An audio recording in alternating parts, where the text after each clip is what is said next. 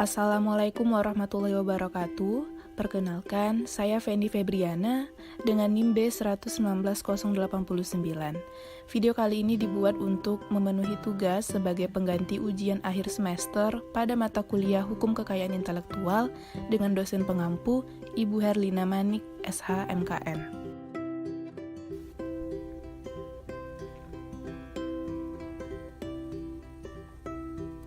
HAKI adalah singkatan dari hak kekayaan intelektual. Nah, secara sederhananya, hak kekayaan intelektual ini merupakan hak eksklusif yang bersumber dari hasil kegiatan intelektual manusia. HAKI didefinisikan sebagai hak untuk memperoleh perlindungan secara hukum atas kekayaan intelektual sesuai dengan peraturan perundang-undangan di bidang HAKI seperti Undang-Undang Hak Cipta, Paten, Desain, Industri, Rahasia Dagang, Varietas tanaman, dan merek.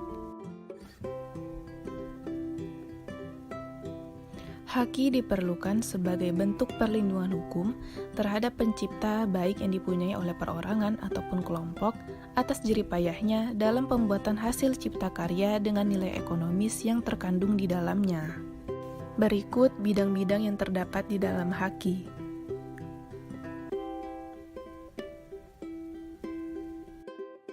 Pada kesempatan kali ini, kita akan membahas lebih lanjut mengenai hak merek. Hak atas merek merupakan hak eksklusif yang diberikan negara kepada pemilik merek yang terdaftar dalam daftar umum merek untuk jangka waktu tertentu. Sistem hukum merek yang dianut di Indonesia adalah first to file. Artinya, siapa yang lebih dahulu mendaftar atau memperoleh sertifikat merek, dialah yang berhak atas merek tersebut.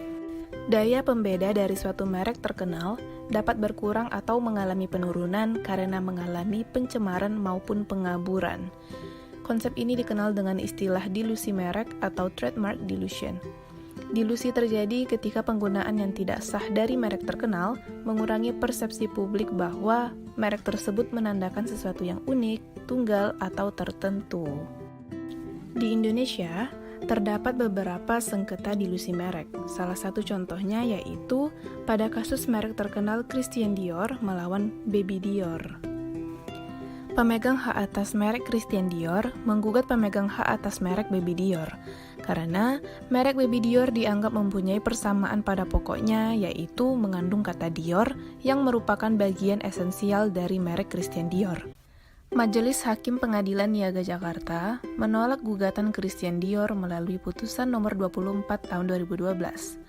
Alasan ditolaknya gugatan tersebut dikarenakan Majelis Hakim berpendapat bahwa merek Baby Dior tidak mempunyai persamaan pada pokoknya dengan merek Christian Dior.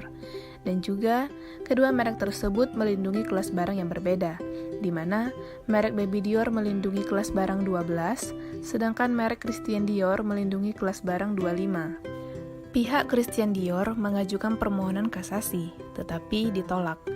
Majelis Hakim berpendapat bahwa putusan pengadilan niaga pada Pengadilan Negeri Jakarta Pusat tidak salah menerapkan hukum dan telah memberi pertimbangan yang cukup. Dalam kasus ini, Majelis Hakim sama sekali tidak memberikan pertimbangan hukum ditinjau dari The Agreement on Trade-Related Aspects of Intellectual Property Rights atau yang dapat kita singkat dengan TRIPS Agreement yang telah diratifikasi Indonesia melalui Undang-Undang Nomor 7 Tahun 1994. Indonesia sendiri telah meratifikasi Konvensi Paris melalui Kepres Republik Indonesia nomor 24 tahun 1979. Maka dengan demikian, apabila terdapat hal-hal yang belum diatur dalam Undang-Undang nomor 20 tahun 2016 tentang merek dan indikasi geografis, maka dapat mengacu pada ketentuan yang diatur dalam Konvensi Paris. Pada praktek peradilan di Indonesia, terdapat penggunaan pasal 16 ayat 3 TRIPS yang merupakan perluasan dari Konvensi Paris, di mana ruang lingkup perlindungan dari pasal 6 bis Konvensi Paris diperluas untuk barang atau jasa yang tidak sejenis dalam beberapa putusan hakim. Contohnya, pada putusan perkara Diageo North America yang merupakan perusahaan yang memproduksi dan menjual minuman beralkohol bermerek Smirnoff, melawan pengusaha Indonesia Stephen Rudy yang mendaftarkan merek Smirnoff pada kelas 25 yang melindungi pakaian. Dalam putusannya, Majelis Hakim membatalkan merek Smirnoff milik Stephen Rudy dengan dasar pasal 16 ayat 3 TRIPS. Seperti pada putusan kasus merek Smirnoff, seharusnya pasal 16 ayat 3 TRIPS dapat diterapkan pula pada kasus merek Christian Dior melawan merek Baby Dior. Walaupun melindungi kelas barang yang berbeda, tetapi merek Christian Dior sudah sangat terkenal sehingga memiliki power yang sangat besar di pasaran. Pasal 16 ayat 3 TRIPS sebaiknya diterapkan secara menyeluruh di semua kasus serupa. Maka, dengan sendirinya paradigma pengusaha Indonesia dapat berubah menjadi lebih baik.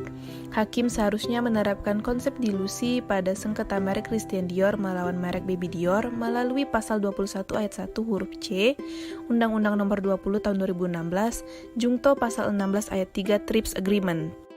Sekian, terima kasih, semoga bermanfaat.